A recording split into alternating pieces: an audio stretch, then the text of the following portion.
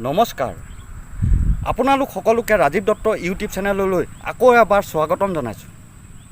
আপোনালোকে মোৰ 4-5টা ভিডিঅ' দেখি ভাবিছে ৰাজীৱে আজিকালি মটিভেশ্যনেল স্পিচ বা অনুপ্ৰেৰণামূলক বক্তৃতা দিবলৈ আৰম্ভ কৰিছে, কিন্তু প্ৰকৃততে সেইটো নহয়। I just share my feelings with you. মই মোৰ অনুভৱবিলাক মাথো আপোনালোকৰ আগত ব্যক্ত কৰোঁ। আজিও তেনেকুৱা এটা অনুভৱ, তেনেকুৱা এটা অভিজ্ঞতাৰ কথাই মই আপোনালোকৰ ওচৰত ব্যক্ত কৰিবলৈ ওলাইছোঁ।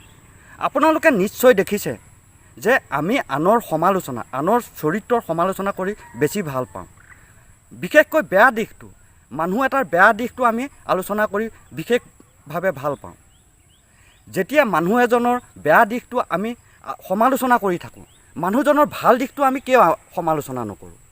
কিন্তু গণ্ডগোল এটাই, যেতিয়া সেই মানুহজনে কিবা ভাল কাম এটা কৰে আমিও পটককৈ সলনি হৈ যাওঁ। আমি ক'ব ধৰোঁ যে মানুহটো ভালেই আছিল, আমাৰ চৰিত্ৰৰ দুখ নহয় জানো? আৰু এটা কথা মনত ৰাখিব,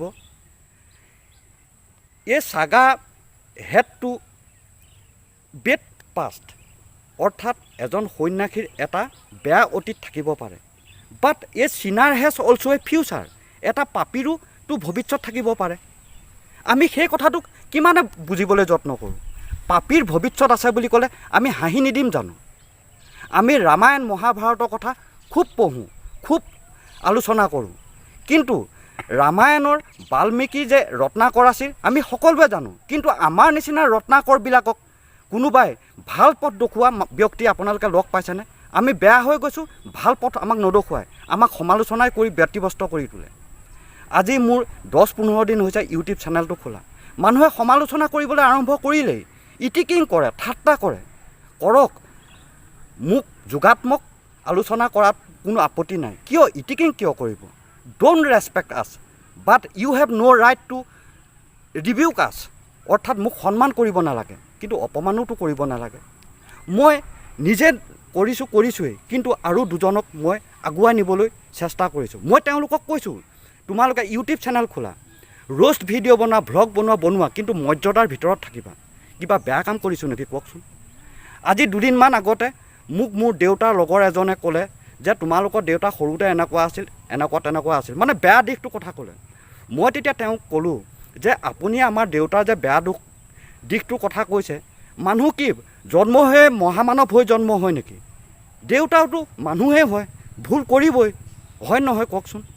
তেওঁ সেইটো মূৰ্খামি বাহিৰে কি কওকচোন? তেওঁ মোৰ দেউতাৰ কথা মোৰ আগত কিয় ক'ব? সেইটোতো ক'ব নালাগে। মোৰ দেউতাই, মোৰ কাৰণে মোৰ দেউতা মহানায়ক, হিৰো। মোৰ মা পৃথিৱীৰ সকলোতকৈ বেয়া হ'ব পাৰে, বেয়া দেখিব হ'ব পাৰে, কিন্তু মোৰ মা মোৰ কাৰণে হেমমালিনীৰ সদৃশ। আপোনালোকে বিশ্বাস কৰে নকৰে, মোৰ মা মোৰ কাৰণে হেমমালিনীৰ সদৃশ। আৰু এটা কথা মই কওঁ, কোনো এটা কামক ইটিকিং কৰাতকৈ যোগাত্মক দিশটো দেখুৱাই দিয়াটো ভাল।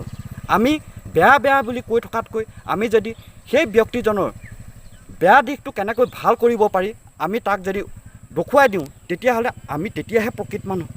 আমিতো কোনোদিনাখন সেইটো আমি নেদেখুৱাওঁ। আৰু এটা কথা লক্ষ্য কৰিব, যেতিয়া ৰিজাল্ট দিয়ে, নিজৰ সন্তানটোৱে কম নম্বৰ পোৱাত কাৰণে দুখী নহয়, কিন্তু আনৰ সন্তানে যেতিয়া বেছি নম্বৰ পায় সেইকাৰণেহে বেছি দুখী হয়। কাৰণ নিজৰকেইটা ভাল হওক আৰু আনৰকেইটা বেয়া হওক, সেয়াই মানুহৰ চৰিত্ৰ নেকি?